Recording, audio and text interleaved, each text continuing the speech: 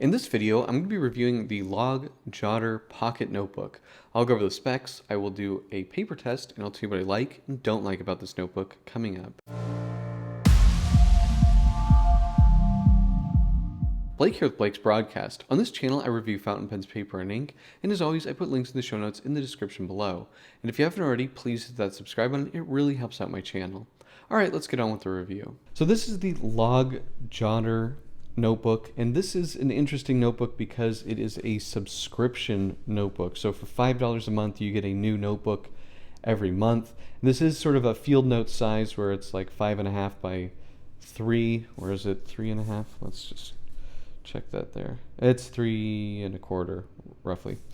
So nice field note size. You get a different cover every month.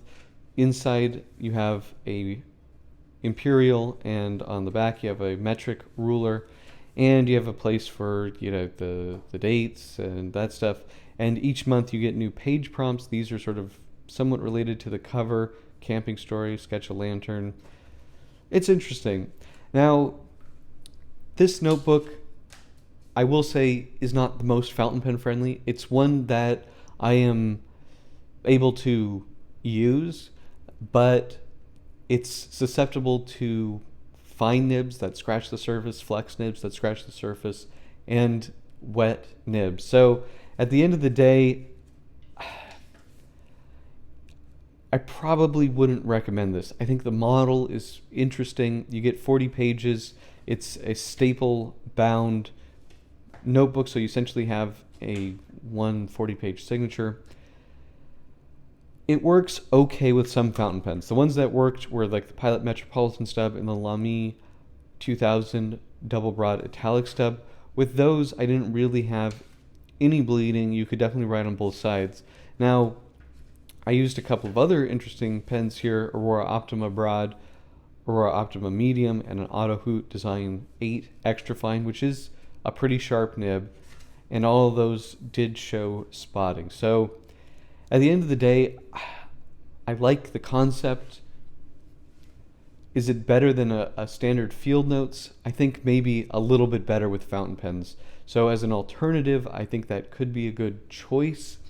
However, there are other notebooks in this form factor that are probably going to be better with fountain pens. Atelier Masubi came out with the Speak-a-Bond pocket notebook, which I think is more elegant maybe than this, but this sort of has a vintagey feel to it, and you get the different covers, so there's a funness element to this. I think it's a bit better than field notes, but still not really amazing at the end of the day. So what are my pros and cons for the Log Jotter notebook? Well, they're pretty affordable at $5. I like the subscription model. It's kind of interesting. You get something new in the mail every month, and at 40 pages it's going to be pretty easy to fill this up within that 1 month time frame. Now, in terms of cons, really it's the paper. I think it's maybe a little bit better than the standard field notes paper, but not by a lot. If you want to use this with fountain pens or even roller balls, I would say actually probably no to roller balls, but fountain pens, you want to use, smooth fountain pens that don't put down too much ink, and you'll be okay. But other than that, I don't necessarily recommend this. I think it's a little bit of an upgrade over a field notes, but not by a lot. But that's pretty much it. Do you guys have this notebook? Do you like this notebook? Let me know in the comment section below. If you like this video, please hit that like button. And if you want to see more fountain pen, paper, and ink videos, please hit that subscribe button. Thank you so much, and until next time.